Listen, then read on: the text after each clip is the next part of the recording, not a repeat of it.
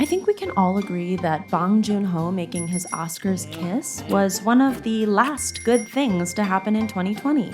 And while you still can't go to any movie theaters, you can at least recapture the thrilling moment of discovery you had watching Parasite with these Korean cinema classics. First on our list is the 2016 zombie action film Train to Busan. Very fun fact, it's the first film of its kind to ever come out of Korea. The film stars Gong Yoo, who plays a deeply uncool hedge fund manager who is trying to reconnect with his daughter, Kim Soo-won, by taking her on a nice little trip to visit her mom in Busan.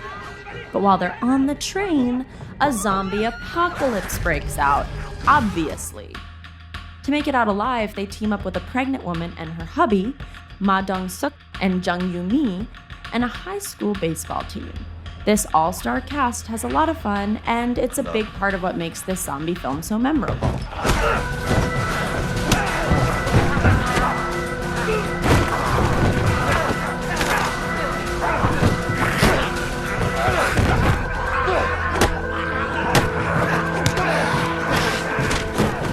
And you know, some film critics say that all zombie movies just symbolize the predominant fears of their time. Does this film about a hodgepodge group trapped in a train fighting off a zombie outbreak while still being undermined by slimy bureaucrats and cowardly businessmen willing to sell out anyone in order to insulate themselves from danger have anything to say about the times we currently live in? You be the judge. Train to Busan is actually director Yun Sang-ho's first ever live-action film. It instantly became one of the biggest international Korean box office hits, and its sequel, Peninsula, is coming out soon. So study up on some Train to Busan. But if Train to Busan wasn't scary enough for you, check out the 2016 demonic possession horror film, The Wailing. It's about a policeman, Kwak Do-won, investigating a series of mysterious murders in a rural Korean village that might actually be the work of a demon.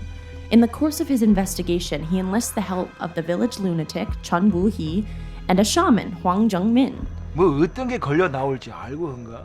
It's kind of like The Exorcist with a healthy dose of traditional Korean shamanic mysticism. It starts off disarmingly funny, but gets darker and darker. It's a story full of misdirects, bad omens, and realizations that feel like a bad dream you can't shake long after waking up.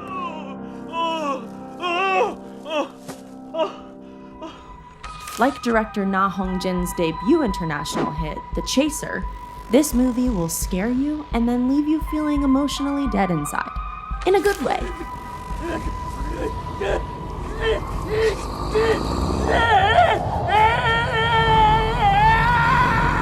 And if The Wailing has you spooked, let's double down with yet another great film from 2016, The Handmaiden. A genre-bending heist movie, suspense thriller, and erotic lesbian romance all rolled into one. Yes please. The Handmaiden is set in Japanese-occupied Korea, where a pickpocket, Kim Tae-ri, and a conman, Ha Jung-woo, hatch a plot to seduce the reclusive, wealthy heiress Lady Hideko, Kim Min-hee. The conman poses as the wealthy Count Fujiwara, and the thief becomes Hideko's handmaiden. 하녀가 무슨 우산을 저 혼자 다 받니? All while avoiding the wrathful eye of Hideko's monstrous, tyrannical uncle, Kazuki. This movie is a little like Parasite meets Portrait of a Lady on Fire, but with more graphic S&M.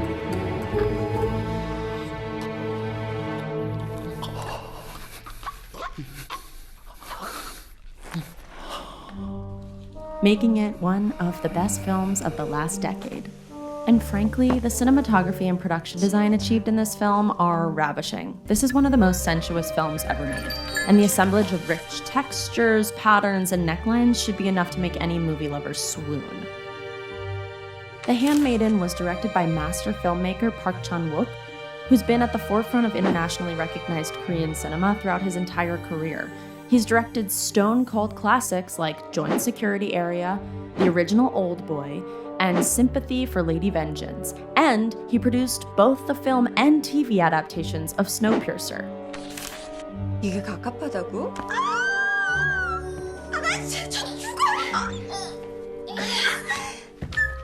Let's temper our earthly desires with the 2003 Buddhist parable film, Spring, Summer, Fall, Winter, and Spring.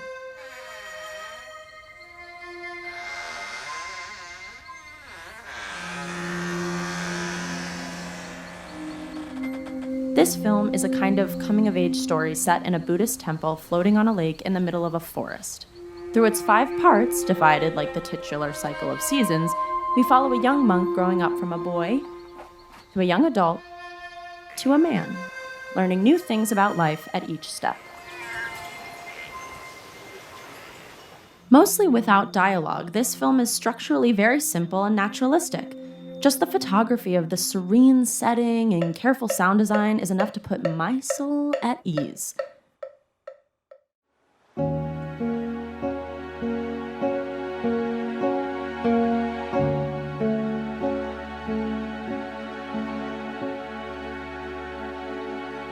But I think what makes this movie really special is that it finds a way to dramatize Buddhist principles that might otherwise seem undramatic. It renders the eternal quest for mastery of oneself as an external, epic, lifelong struggle worthy of cinema.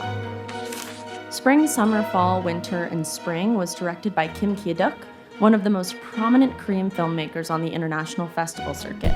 You can find this guy at Venice or Cannes every year with previous award favorites such as Pieta, Three Iron, and Arirang. Check out one of his most gentle and beautifully shot, but no less hard-hitting entries, Spring, Summer, Fall, Winter, and Spring. Don't sleep on some of the best Korean cinema. Check out these awesome films now on Amazon Prime Video.